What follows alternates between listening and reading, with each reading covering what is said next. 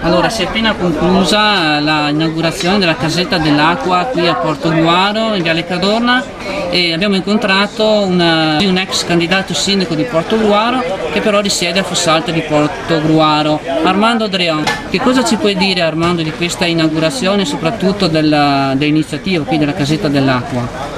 Cosa posso dire? Che mi piaccia, sì, è una bella casetta fatta in acciaio inossidabile con tutta la tecnologia che ci va dietro e che distribuisce acqua potabile erogata dall'acquedotto di Livenza, del Basso Livenza, ad un prezzo stabilito che è indicato dal tariffario. Ora dietro questo grosso investimento, visto che il Presidente ha accennato a un certo tipo di percorso di queste casette, ha parlato di un percorso che va che si svolge in tutta la nostra regione. No, mandamento diciamo. Mandamento, va bene, sì, mi scuso, mandamento, grazie.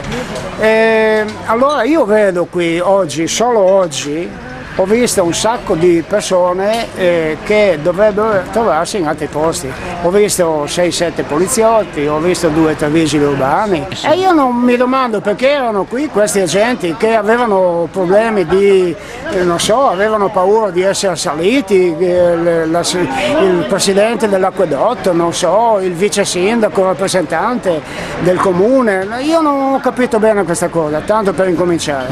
Poi mi viene in mente che queste casette costano l'ira di Dio a fare e a gestire. Siccome vendono a prezzi quasi irrisori, inesistenti, questa acqua che già forniscono al rubinetto, io mi chiedo il perché di questo grossissimo investimento.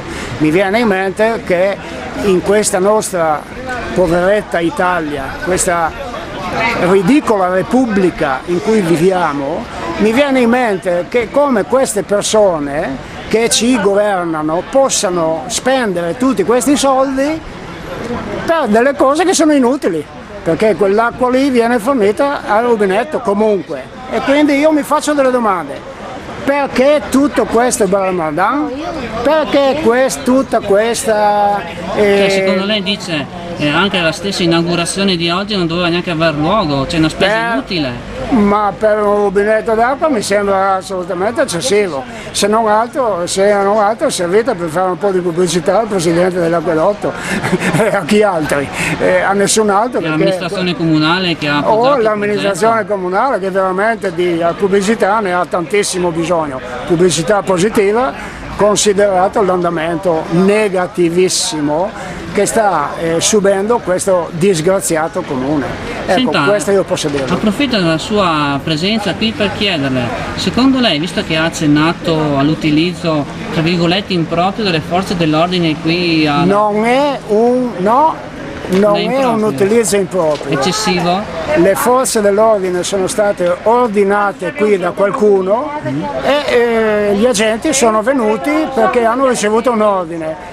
Questo ordine, diciamo che non l'ho capito perché visto che ci sono 4 gatti qui non c'erano rivolte in vista, esatto. Non c'erano disordini e mi chiedo il perché di tutto questo schieramento. Ecco. Allora appunto le stavo dicendo, forse era opportuno che queste forze dell'ordine andassero a presidiare davanti all'ospedale civile il parcheggio che è sempre pieno di posteggiatori abusivi? Guardi, lo dico con la massima sincerità e anche con la trasparenza che tutti quanti riconoscono in me.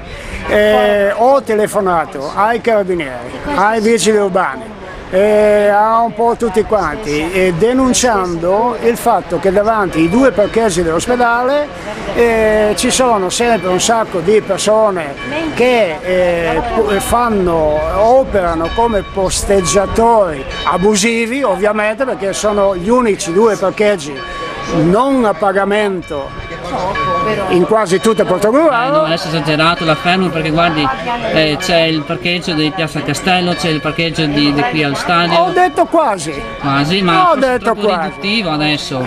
Ma Si davanti svilisce all'ospedale i parcheggi sono importanti, D'accordo, perché hanno a sono che fare d'accordo. con persone che stanno male, Li hanno- che hanno i loro problemi e non vogliono confrontarsi con persone che non hanno nessun titolo per soffermarsi in quell'area e mendicare, perché questa è la parola forse più idonea da usare, mendicare un obolo, un pagamento per un posteggio che comunque è gratuito, va bene? E allora io incito adesso, Incita o invita?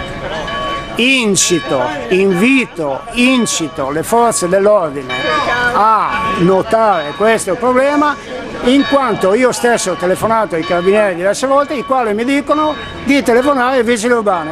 I vigili urbani a loro volta mi dicono: guardi, capiamo, sappiamo, però noi alle 9:30 dobbiamo andare via perché abbiamo lavoro d'ufficio. E quindi alle 9:31 i posteggiatori abusivi, che non sono stupidi, immediatamente occupano tutti gli spazi di posteggiatore abusivo presso i due parcheggi, e questo non va bene. Noi i parcheggi ce li siamo sudati, noi di qui ce li siamo sudati e vorremmo poterli usufruire in santa pace, almeno quando siamo malati. Va bene? Le chiedo, secondo lei Sì. questo fenomeno dei posteggiatori abusivi di fronte all'ospedale terminerà quando ci chiuderanno l'ospedale? L'ospedale Ma unico? mi fa una domanda provocatoria e anche una domanda fuori luogo, se devo dire la verità.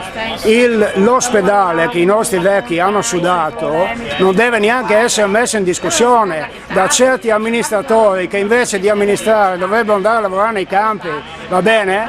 Il nostro ospedale è lì, deve rimanere, sindaci, amministratori di tutti i tipi, intelligenti uno più dell'altro, presupposto, apro parentesi, che la politica normalmente tira vicino solo i più incompetenti, chiudo parentesi.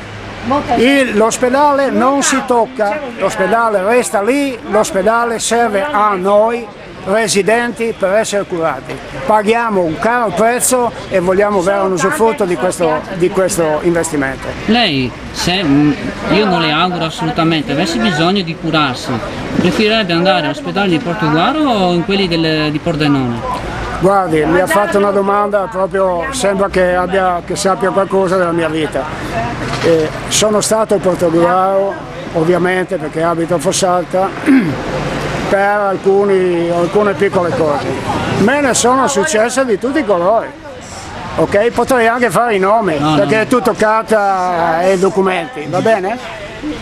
Da un po' di tempo, avendo dovuto subire un piccolo intervento, ho preferito andare a Pordenone, dove sono stato trattato con tutti i riguardi. Ospedale civile? No, San Giorgio? all'ospedale San Giorgio.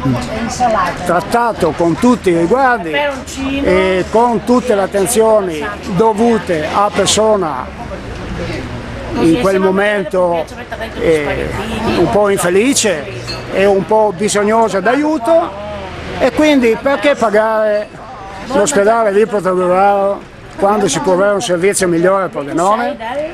La gente si informa, insomma.